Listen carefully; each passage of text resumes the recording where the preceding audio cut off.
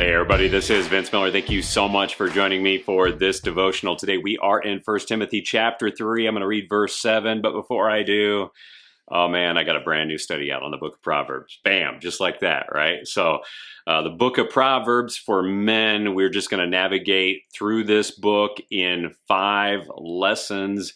If you've been following me for a while in the devotionals, you understand that I write the devotionals first and then I come back with a study guide to help us dig in deeper. Man, this is a great book. It helps us to dive in to the wisdom of Solomon as men, as Solomon, the wisest man who ever lived, is passing wisdom on to his son.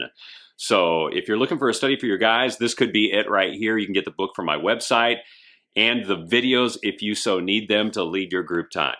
So guys, let's dive into this last leader qualification. It's verse 7. It reads, "Moreover, he must be well thought of by outsiders so that he may not fall into disgrace, into a snare of the devil."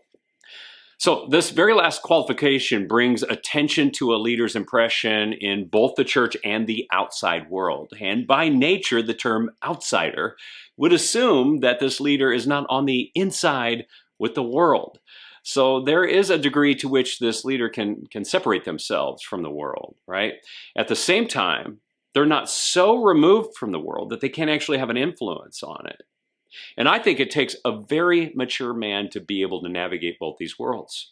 I have found it challenging myself because they got to have enough spiritual confidence to relate to the world without compromising their character. At the same time, they need to have enough spiritual awareness that they know when to pull away from the world and seek refuge in their community of faith. Essentially, he can navigate both worlds and be respected in both, upholding his character as a man of God so he doesn't do that last thing, fall into the snare of the devil.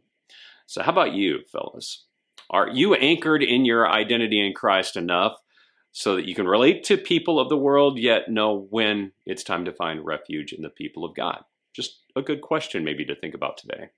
Maybe stew on it a little bit and think about maybe a spot in your life where you might need to grow and maybe draw some boundaries in your life.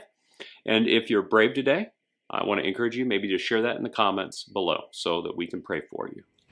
I want you to grow in these areas so you can be qualified. I love you guys.